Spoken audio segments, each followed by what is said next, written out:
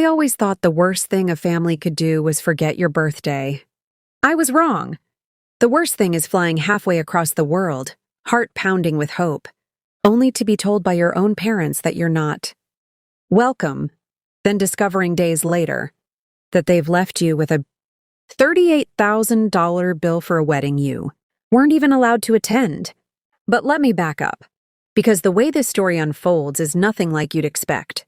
If you think you know what betrayal feels like, I promise you haven't heard anything yet. Before I take you into the moment everything changed, please like and subscribe the channel, and also tell me in the comments from where you watch this video. Your support means everything, and I love hearing your stories too. Now come back to the story. It started with a single text from my mother. Monica's wedding is this weekend. Hope you're well. No invitation, no details, just a vague message that left me wondering if I was even wanted.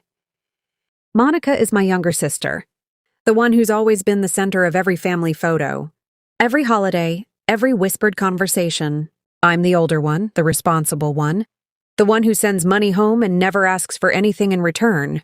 I tried to ignore the ache in my chest. Maybe it was an oversight.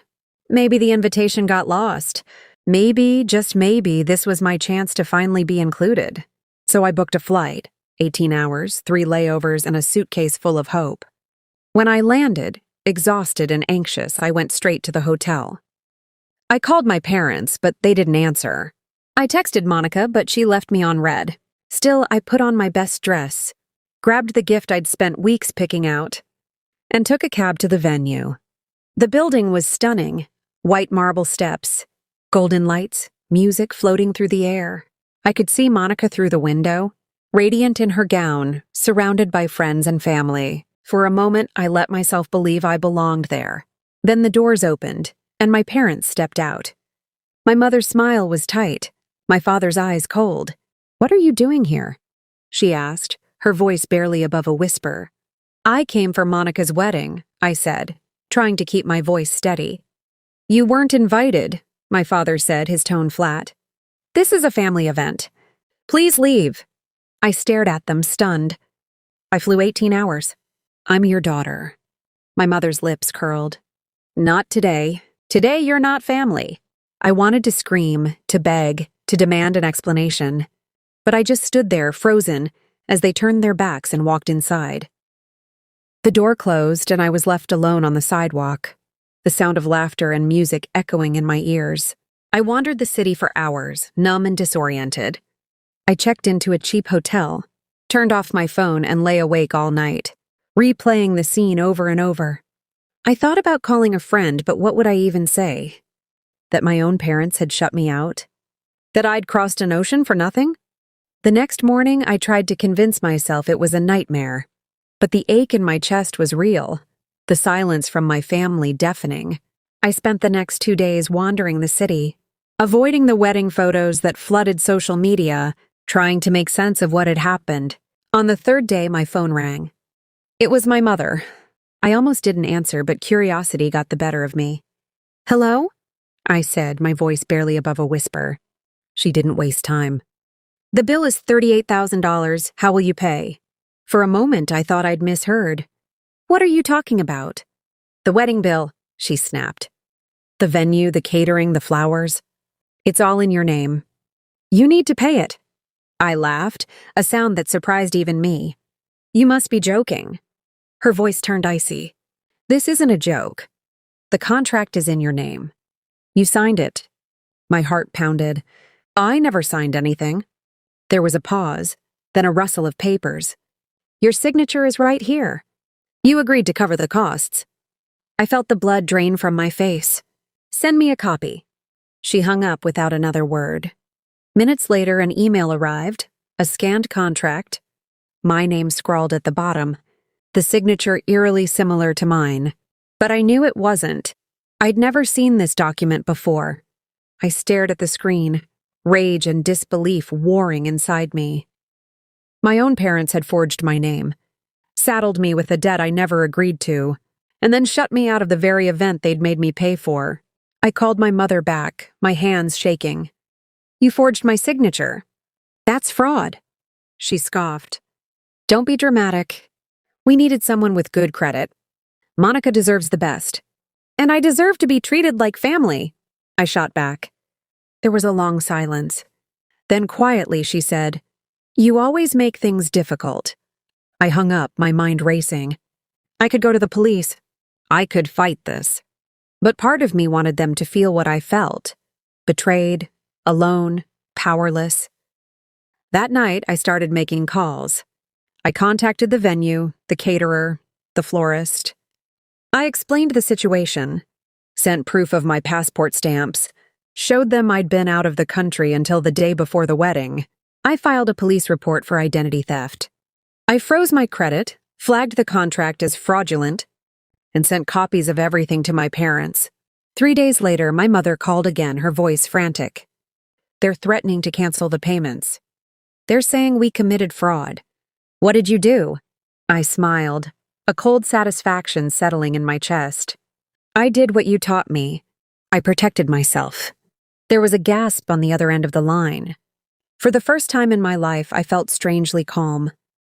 I'd always been the fixer, the one who smoothed things over, who paid the bills and kept the peace. But now, as I listened to my mother's frantic voice on the other end of the line, I realized I didn't owe them anything, not explanations, not forgiveness, not even a warning. After I hung up, I sat in the quiet hotel room, staring at the city lights outside. I thought about all the years I'd spent trying to earn their love, all the times I'd said yes when I wanted to say no, all the sacrifices I'd made that no one ever noticed. I thought about Monica, about how she'd always been the star, the one who could do no wrong, while I was the safety net, the invisible support holding everything together. But this time, I wasn't going to be invisible.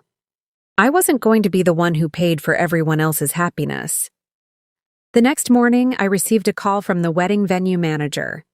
He sounded apologetic but firm. We've received your documents and your police report. We're suspending all charges to your name until this is resolved.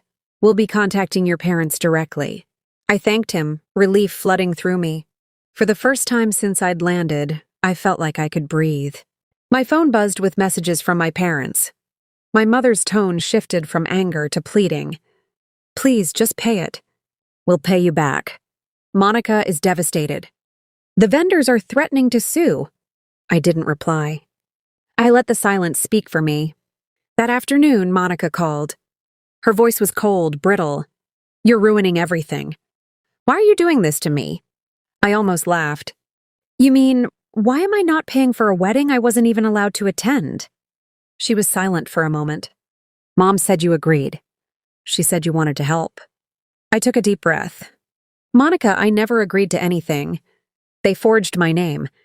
That's a crime. She hung up without another word. The next few days were a blur of emails, phone calls, and paperwork. The police took my statement. The venue sent me copies of the forged documents, and the credit bureau flagged my account for fraud. I felt like I was living someone else's life, watching the fallout from a safe distance. Meanwhile, my parents' messages grew more desperate. My father, who rarely spoke to me unless he needed something, left a voicemail. You're tearing this family apart. Just pay the bill and we'll forget this ever happened. I deleted the message without listening to the end. I spent my days exploring the city, letting myself get lost in crowded markets and quiet parks. I ate alone in small cafes, watched strangers laugh and argue, and realized how much of my life I'd spent waiting for people to appreciate me. I promised myself I'd never do it again. One evening, as I walked along the river, my phone buzzed with a new message from my mother. We're coming to your hotel. We need to talk. I almost replied, almost agreed to meet them. But then I remembered the look on their faces at the wedding, the cold dismissal, the way they'd turned their backs without a second thought. I blocked their numbers and checked out of the hotel the next morning, moving to a new place across town. The silence was both terrifying and liberating. For the first time, I was truly alone, with no one to answer to, no one to disappoint. I started to feel something I hadn't felt in years: peace. A week later, I received an email from the venue. The charges have been officially removed from your name. Your parents are now solely responsible for the bill. Thank you for your cooperation.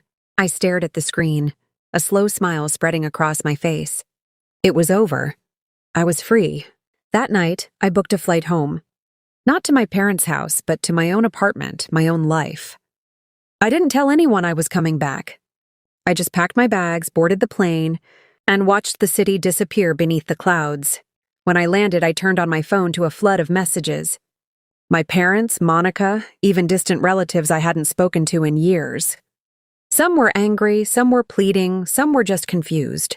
I ignored them all. I spent the next few days settling back into my routine. I went back to work, caught up with friends, and started to feel like myself again. The weight of my family's expectations, their demands, their betrayals, it all started to fade. Then one evening, there was a knock at my door. I opened it to find my mother standing there, her face drawn and tired. "We need to talk," she said, her voice barely above a whisper. I let her in, more out of curiosity than kindness. She sat on the edge of the couch, twisting her hands in her lap. "I'm sorry," she said finally. "We shouldn't have done what we did. We were desperate. Monica wanted everything to be perfect, and we didn't know how to say no." I watched her, waiting for the rest, for the apology that would make everything better, for the promise that things would change. But she just looked at me, her eyes full of regret. "I hope you can forgive us." I nodded, but I didn't say anything. Some things can't be fixed with words. As she left, I felt a strange sense of closure. I knew my family would never be what I wanted them to be. But I also knew I didn't need their approval, their gratitude, or their forgiveness. I had finally learned to stand up for myself, to draw a line and hold it no matter what. After my mother left, I sat in the quiet of my apartment, letting the reality of everything settle in. I thought about the years I'd spent trying to be the good child, the reliable one, the one who always picked up the pieces. I thought about the sacrifices I'd made, the birthdays and holidays I'd missed, the money I'd sent home without ever expecting it back. I realized that for the first time, I didn't feel guilty for saying no. I felt free.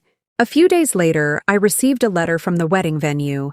It was addressed to me, but inside was a copy of the final bill, now in my parents' names, with a note from the manager thanking me for my honesty and cooperation. I smiled as I read it, feeling a weight lift from my shoulders. The debt was no longer mine to carry. I decided to take a walk, to clear my head and breathe in the fresh air. As I wandered through the city, I found myself noticing things I'd always overlooked: the laughter of children in the park, the smell of fresh bread from the bakery, the way the sunlight danced on the river. I realized how much of my life I'd spent looking backward, waiting for my family to notice me, to appreciate me, to love me the way I deserved. That evening, I called Monica. She answered on the second ring, her voice wary. "What do you want?" "I just wanted to say goodbye," I said quietly. "I hope your marriage brings you happiness. I hope you get everything you want. But I can't be part of this family anymore, not if it means losing myself." There was a long silence. Then softly she said, "I'm sorry." I nodded, even though she couldn't see me. "Take care, Monica." I hung up, feeling a strange mix of sadness and relief. I knew it would take time to heal, to let go of the hurt and disappointment. But I also knew I was finally moving forward. A week later, I received an email from the police. The investigation into the forgery was closed. My parents had admitted to signing my name without my consent. They'd agreed to pay the full amount and issue a formal apology to the venue. There would be no criminal charges, but the record would remain, a reminder of what they'd done. I forwarded the email to my parents, then blocked their numbers.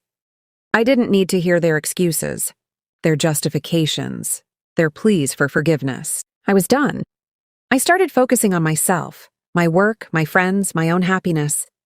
I traveled to places I'd always wanted to see, tried new foods, met new people. I learned to enjoy my own company, to celebrate my own victories, to forgive myself for the years I'd spent trying to please people who would never be satisfied. On the anniversary of Monica's wedding, I treated myself to dinner at my favorite restaurant. I raised a glass to new beginnings, to hard lessons learned, to the freedom that comes from standing up for yourself. I thought about the girl who had flown 18 hours for a family that didn't want her. And I realized she was gone. In her place was someone stronger, wiser, and finally at peace.